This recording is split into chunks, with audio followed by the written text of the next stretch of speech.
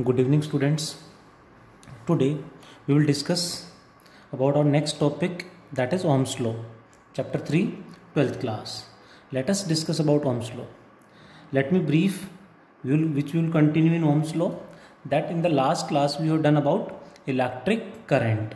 Electric current का जो formula and drift velocity जो हमने पढ़ा था, उसी की हेल्प से हम ओह्म्स लॉ को पहले डेराइव करेंगे. Please let there is a wire like this of length L, area cross section let A, connected to a battery of V volt with a switch S, like this. When switch is on, what happened? Current will flow in the wire. Current will flow in the wire. कैसे flow करेगा वो हमें explain करना है. Ohm's law derive करते हैं. Electric current in the wire से start करेंगे. Electric current flowing in the wire का फॉर्मूला हमने इंट्रोड्यूस किया था लास्ट क्लास में, that is rate of flow of charge, charge flowing per unit time. What is the total charge in the form of free electrons in the wire, that is n into E by T. What is n? Total number of free electrons. We know small n, हमने एक formula use किया था इसी chapter के starting में, that is total number of free electrons divided by total volume of the wire. So from this capital N can be written as small n into A L, small n into A L e by t, where small n is the number of free electrons per unit volume, which is more important than total number of free electrons. So more important is small n. ध्यान रखेंगे, where L by T is taken as drift velocity. So I becomes equals to n a e v d. सबसे important formula है, ध्यान रखेंगे. And we know well about drift velocity. n A e into drift velocity का formula last class में derive किया था, minus small e capital E tau by m. So यहाँ पे डायरेक्टली पुट करेंगे minus small e capital E tau by m. Negative sign का मतलब again current की डायरेक्शन और इलेक्ट्रॉन्स का मोशन अपोजिट होगा. This becomes minus n e square into electric field की वैल्यू हमें पता है V by L, potential difference by length of the wire. E की जगह we will put V by L into tau by m as it is. In this equation V यानी voltage को यहीं रखेंगे, I करंट को नीचे cross multiply करके ले आएंगे. क्रॉस मल्टीप्लाई करेंगे तो ये एम एल इधर ऊपर आ जाएगा, माइनस साइन भी इधर आएगा, और ये n e square tau into A, n e square tau into A इधर नीचे आ जाएगा क्रॉस मल्टीप्लाई करके. So what we can write, V by I is equals to minus m L by n e square tau into A. This term is a constant. Why constant? Because m is the mass of electron, L is the length of the wire, n is the number of free electrons per unit volume, charge on electron, relaxation time and area cross section of wire. All factors are constant. So this ratio V by I is a constant represented by R. This constant R is known as resistance. इस constant को resistance बोलते हैं. So we can write V by I equals to R.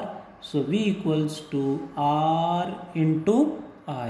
Constant हटा दें तो equal sign की जगह proportional आ जाएगा, V प्रोपोर्शनल टू I. यही तो था Ohm's law. This is Ohm's law. That means ये हम कह सकते हैं expression for Ohm's law. 10th class में हमने ओह्म्स लॉ का डायरेक्ट स्टेटमेंट पढ़ा था, समझा था, बट आया कैसे, यहाँ से हमें ये डेरिवेशन है इसका। एग्जाम में कम चांस है कि एग्जाम में पूछे डेरिवेशन। इम्पोर्टेंट इस पे बेस्ड न्यूमेरिकल आता है। सो यहाँ से ध्यान से देखें तो ओम्स लॉ आ गया, V proportional to I under constant physical conditions like temperature constant, wire पे कोई फिजिकल स्ट्रेन ना हो, शेप बार बार चेंज ना हो, तो ये रेशियो कांस्टेंट रहेगी R के equal. So resistance finally becomes equals to V by I, which can also be written as M by N square tau into L by A। इसको हमने इस तरह से लिख दिया है। This can also be written as rho L by A। ये भी 10th में हमने पढ़ा है, बट इसमें रो की वैल्यू ये होती है, ये 10th में नहीं पढ़ा था हमने। ये कैसे आया उसका एक्सप्लेनेशन हमारे सामने, प्रूफ हमारे सामने। इस कांस्टेंट में से इस पार्ट को हम रो से रिप्रेजेंट करेंगे, है क्या वो भी देखेंगे। R equals to V by I, this one, and rho L by A। Question is what is its SI unit. SI unit क्या होगी? Obviously formula is V by I है, formula is V by I means volt per ampere. Volt per ampere is known as 1 ohm. Ohm का symbol हम सबको पता है, इस तरह से बनाते हैं, दैट इज रेजिस्टेंस। इस रेजिस्टेंस में एक टर्म हमने डिस्कस की, यूज की, rho, where rho is equals to M by N square tau. इसको हमने रो रेजिस्टिविटी कहा है। एंड एक और फॉर्मूला हम यहाँ से देख सकते हैं, rho equals to R into A upon L। बहुत कम चांस है यूज होने के, बट हमें पता होना चाहिए। मेन फॉर्मूला रेजिस्टिविटी का ये है, इम्पोर्टेंट है, ध्यान रखना है। What is this rho? This is known as resistivity of the material of the wire. What is its SI unit? SI unit क्या होगी? कहाँ से देखें? Rho equals to RA by L। R is what? Ohm. Area is metre square upon length is metre, so it becomes ohm meter is the SI unit of resistivity. Next we must remember about the resistance and resistivity के साथ एक दो छोटे छोटे factor भी हमें ध्यान रखने हैं, like what do you mean by conductance? Conductance is represented by capital G. It is defined as the reciprocal of resistance. So what is its SI unit? SI unit is 1 by resistance means ohm inverse, can be written as mho or also known as 1 Siemens. Similarly, resistivity का reciprocal is conductivity. Conductivity is represented by sigma, formula is 1 by rho, यानी इसका reciprocal हो जाएगा। सो SI unit क्या होगी? Resistivity की जो SI unit है उसका reciprocal, that is ohm inverse metre inverse, इसका रेसिप्रोकल हो जाएगा, which can be written as siemens per metre और we can say mho per metre. Reciprocal of resistance is conductance, reciprocal of resistivity is conductivity. ध्यान रखेंगे, chance कम है but terms हमें पता होने चाहिए कि ये भी टर्म्स इस चैप्टर में थोड़े बहुत कहीं कहीं यूज होंगे और क्वेश्चन भी यहाँ से आ सकता है, बट 1 मार्क्स में जनरली पूछते हैं। हमें मेनली स्टेप फॉर्मूला नहीं आता तो स्टेप 2-3 स्टेप हैं बस। करंट का फॉर्मूला, VD की वैल्यू पुट की, E की वैल्यू पुट की, V बाय I जो भी होगा वो रेजिस्टेंस है, वहीं से हमें सारे कंक्लूजन्स निकालने हैं। अब यहाँ देखें तो रेजिस्टेंस का फॉर्मूला एक आ गया रो L बाई A, इस पे बेस्ड न्यूमेरिकल आते हैं। I equals to NA VD पे बेस्ड न्यूमेरिकल आते हैं, कैसे देखें ज़रा। R equals to rho L by A and what is rho? M by N square tau. यहाँ से कंक्लूजन निकला रेजिस्टिविटी यानी rho, resistivity rho depends on material only, यानी रेजिस्टिविटी सिर्फ मटेरियल की प्रॉपर्टी है, डिपेंड्स ऑन मटेरियल ओनली, ये सिर्फ मटेरियल पे डिपेंड करेगी। वाइल रेजिस्टेंस किस पे डिपेंड करेगा? वाइल रेजिस्टेंस का फॉर्मूला हम देखें तो रेजिस्टेंस में क्या आ रहा है? रो एल बाय ए, यानी मटेरियल रेजिस्टिविटी पे भी डिपेंड करेगा, लेंथ एंड एरिया पे भी डिपेंड करेगा. So while resistance depends on material as well as length and area, मतलब shape and size. Material, length and area का मतलब shape and length L and area cross section A also, इन पे भी depend करेगा. Resistivity is the property of material while resistance is the property of material as well as shape and size means length and area cross section of the material. इस पे based questions अक्सर आते हैं जो हमें ध्यान रखने हैं. एक और छोटा सा टर्म यहाँ पे यूज करते हैं जो हमने पहले यूज नहीं किया है, that is named current density. What is current density? Current density J से रिप्रेजेंट करेंगे. It is defined as the current flowing per unit area. Current density is current flowing per unit area, I by A. What is its SI unit? Obviously formula ही हमें बता रहा है, ampere by area यानी metre square. Ampere metre square important point है. Current density is a vector quantity. Current density is a vector quantity. Current density का एक और फॉर्मूला लिखना चाहे लिख सकते हैं. यहाँ से देखें तो I equals to NAVD, A को नीचे ले जाओ. So J becomes equals to NEVD. अब इसमें ड्रिफ्ट वेलोसिटी की वैल्यू पुट कर देंगे तो आगे और भी फॉर्मूले बनेंगे. यानी करंट डेंसिटी को रेजिस्टिविटी से, इलेक्ट्रिक फील्ड से, रेजिस्टेंस से कैसे रिलेट करेंगे वो भी मैं डिस्कस करूंगा थोड़ा बहुत आगे जब आएगा. बट अभी current density is current per unit area. SI unit is ampere metre square. Another formula NEVD, क्योंकि एरिया नीचे आ गया. It is a vector quantity. This is about ohm's law का एक्सप्रेशन. रेजिस्टेंस किस पे डिपेंड करता है, रेजिस्टिविटी किस पे डिपेंड करती है, उनके फॉर्मूले क्या हैं, कैसे आए, वो सब हमारे सामने है. एक्सप्लेनेशन, हर पॉइंट को हमें अच्छे से ध्यान रखना है क्योंकि न्यूमेरिकल्स तो यहाँ से आएगा. एक छोटा सा एग्जांपल डिस्कस करके आगे बढ़ूंगा. देखेंगे जरा, एग्जांपल इंपॉर्टेंट है. If length of a wire, means generally we will talk about metallic wire. If length of a wire is increased,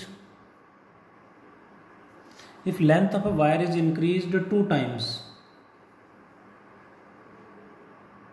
increased to two times by stretching, उसको स्ट्रेच करके length double कर देंगे, two times बढ़ा देंगे stretching, then what is the final resistance, or we can say what is the new resistance of the wire, means what happens with the resistance.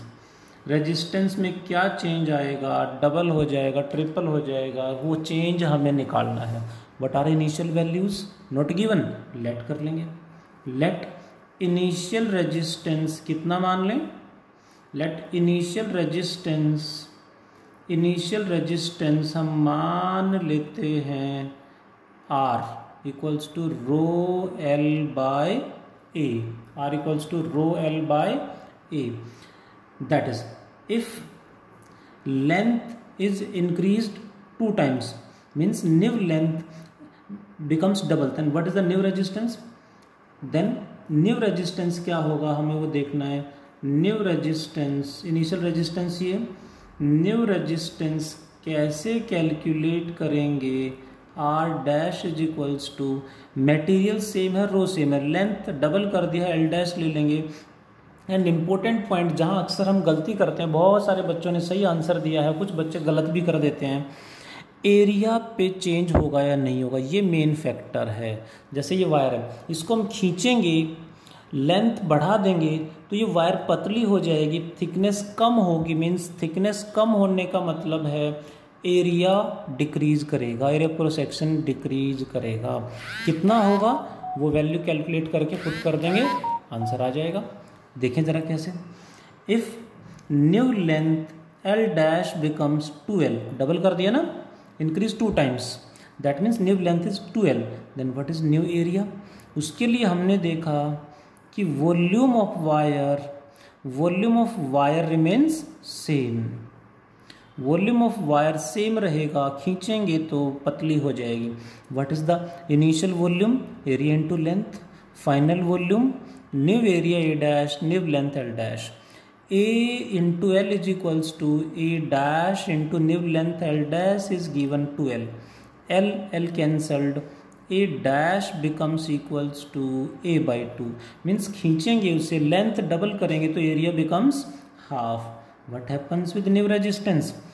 Rho L dash is 2L upon area is A dash is A by 2, which can be written as 4 rho L by A. What is rho L by A? Initial resistance. So it becomes 4R, means resistance will increased to 4 times. Resistance 4 times increase हो जाएगा। ध्यान देंगे यहाँ पे important point है, इस पे based बहुत सारे क्वेश्चंस बनते हैं जो हमें पता होने चाहिए। रिक्वेस्टिंग कि मैं भी बहुत सारे क्वेश्चंस कराऊंगा, मॉड्यूल में भी, स्टडी मटेरियल में भी बहुत सारे क्वेश्चंस हैं। Please practice more and more, क्योंकि यहाँ से क्वेश्चन अक्सर आ जाता है। Like next example, if length is increased to 3 times यानी 3L कर दें, what happens with the resistance R dash, by stretching की बात हो रही, by stretching R dash becomes 9 times. 9 times क्यों होगा, मोस्टली बच्चों को समझ में आ गया है।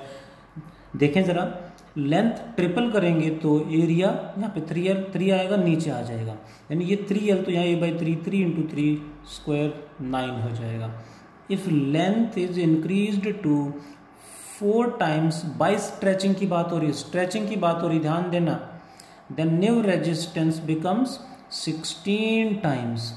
If length is increased to n times change करेंगे तो रेजिस्टेंस में क्या चेंज आएगा, n square times the resistance will increase. Important है, यहाँ से क्वेश्चन अक्सर एंट्रेंस एग्जाम में भी बन जाता है। बहुत सिंपल सा कॉन्सेप्ट है, यहाँ मिस्टेक नहीं होनी चाहिए, मिस्टेक की पॉसिबिलिटी यहाँ पे बिल्कुल भी नहीं है। उसी तरह से एक और कॉन्सेप्ट यहाँ से अक्सर आता है क्वेश्चन, देखेंगे ज़रा कैसे। परसेंटेज का क्वेश्चन अक्सर यहाँ पे पूछ लेते हैं।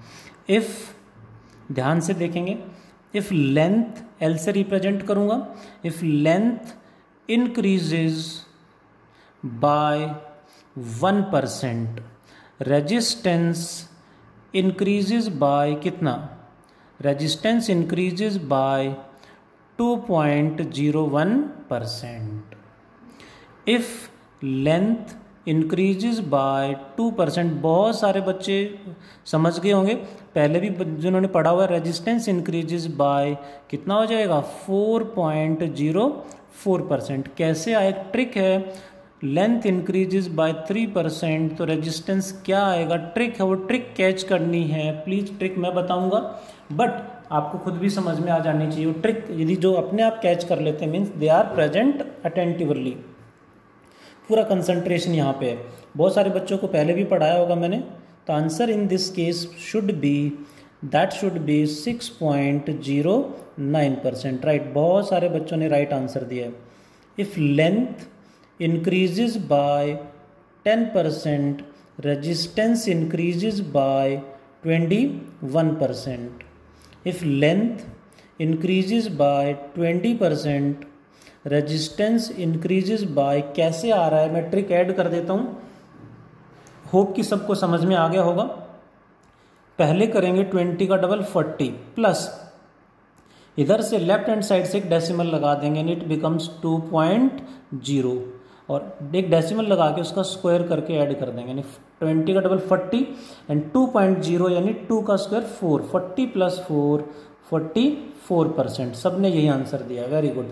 हमें तुरंत ट्रिक कैच करनी है, पता होना चाहिए। पॉइंट इज, देखो ये ट्रिक है, एक लॉजिक हमने लगाया और आंसर बता दिया। Question is why, the MCQ हम अटेम्प्ट कर रहे हैं, शॉर्टकट अप्लाई कर रहे हैं, तो शॉर्टकट अप्लाई करेंगे और सीधा आंसर आ जाएगा। बट स्कूल एग्जाम में, बोर्ड एग्जाम में पूछा जाता है प्रूव इट, इसका 44 कैसे आएगा। अब वो 3 मार्क्स में क्वेश्चन पूछा जाता है तो फिर हमें इसके स्टेप भी शो करने पड़ेंगे, एक्सप्लेनेशन भी देना पड़ेगा कि चेंज कैसे आएगा, वो चेंज भी हमें समझना पड़ेगा। एक चेंज मैं एक्सप्लेन करूँगा कैसे आया, बट एक दो एग्जांपल और ले लेता हूँ पहले। If length increases bye 30%, resistance increases bye, अब तो समझ में आ गया होगा, 69%। If length increases bye 50%, resistance increases bye 125%।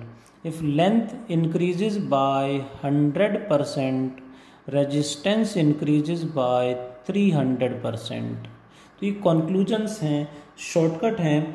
One more point, जहाँ स्क्वायर डिपेंडेंसी आ गई, जहाँ स्क्वायर डिपेंडेंसी आ गई किसी भी फॉर्मूले में, किसी भी चैप्टर में, किसी भी क्लास में, किसी भी सब्जेक्ट में, स्क्वायर डिपेंडेंसी जहाँ आ गई शॉर्टकट अप्लाई होगा। ध्यान रखेंगे, शॉर्टकट अप्लाई होगा। कई बार स्मॉल टर्म्स हैं, 0.01 है तो इसको नेग्लेक्ट करके अप्रॉक्स 2%, अप्रॉक्स 4%, अप्रॉक्स 6% लिख देते हैं, बट जब यहाँ पहुँचेंगे तो ये नेग्लिजिबल नहीं है, तो इसको हमें कंसीडर करना पड़ेगा। मैंने एग्जैक्ट आंसर बता दिया, अब ऑप्शन जो भी है वो आप टिक कर लेंगे। नाउ द पॉइंट इज, कैसे आया, किसी भी एक पार्ट का आंसर ही कैसे आ रहा है, जैसे 20% का 44 कैसे आ रहा है, ये मैं डिस्कस कर रहा हूँ, डिटेल्ड एक्सप्लेनेशन दे रहा हूँ। एक्सप्लेनेशन क्या होगा, क्यों ये आंसर आया, एक्सप्लेनेशन भी हमारे पास होना चाहिए। इफ़ लेंथ इंक्रीजेज बाय 20% तो रेजिस्टेंस इंक्रीजेज बाय 44%, ये आंसर आना चाहिए, एक्सप्लेनेशन हमें देना है। करते हैं सॉल्व। मीन्स कितना परसेंट इंक्रीज हो गया ये निकालना है। सबसे पहले हमें कैलकुलेट क्या करना है वो तो पता हो, percentage increase in resistance, percentage increase in resistance हमें निकालना है, ये मेन फैक्टर है। ये समझ में आ गया तो मोस्टली बच्चे सॉल्व कर लेंगे। परसेंटेज इंक्रीज इन रेजिस्टेंस, कब परसेंटेज वर्ड कभी भी यूज हो हमेशा चेंज बाय इनिशियल इनटू 100, हमेशा। बहुत बार जो बच्चे स्टार्टिंग से मेरे पास हैं उनको पता भी होगा, सेम कॉन्सेप्ट में बहुत जगह अप्लाई कर चुका हूँ, शॉर्टकट बहुत जगह अप्लाई कर चुका हूँ, शॉर्टकट बनाने भी मैंने सिखाए हैं, एक्सप्लेनेशन भी मैंने बताई है।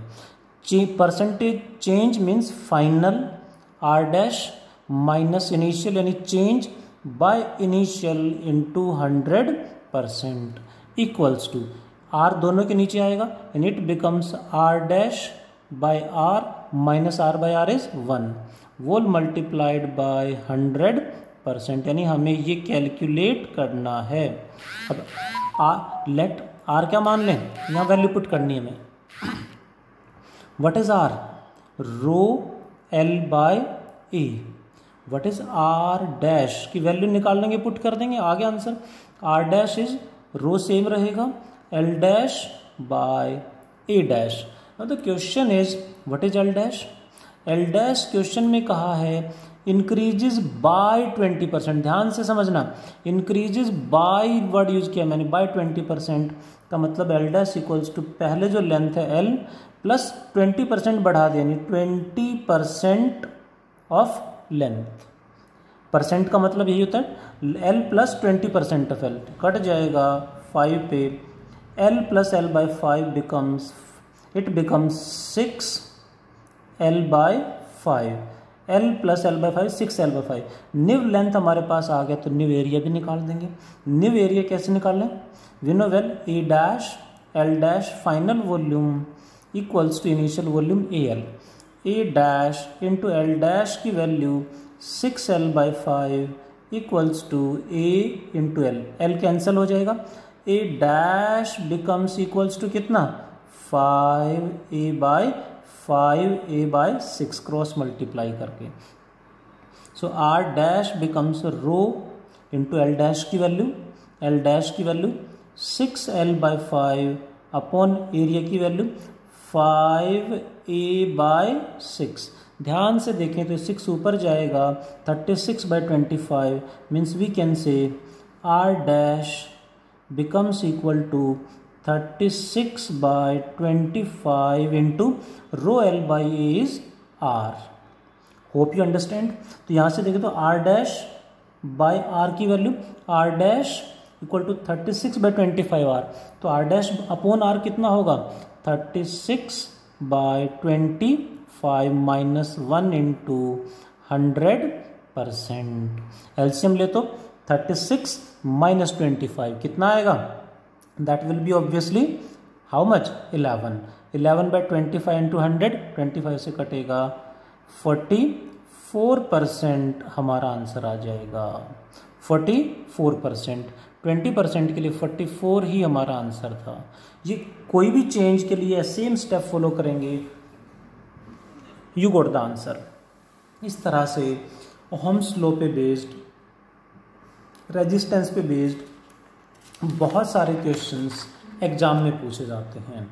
इलेक्ट्रिक करंट, ओहम्स लॉ हमने डेराइव किया, उसमें छोटे छोटे terms resistivity, conductance, conductivity, resistance, then resistance depends on what, resistivity depends on what, current density क्या होती है, एक नया टर्म है जो पहले हमने नहीं सुना है, ध्यान रखेंगे। इस पे बेस्ड न्यूमेरिकल भी डिस्कस करूंगा। नेक्स्ट इज रेजिस्टेंस का जो फॉर्मूला हमने पढ़ा रो एल बाई, उस पर क्वेश्चन कैसे कैसे कितना घुमा सकते हैं, वो हर टाइप का क्वेश्चंस मैंने डिस्कस किया, प्रैक्टिस कराई, और ये शॉर्टकट हर जगह वैलिड है। आज इतना ही पढ़ते हैं। Thank you.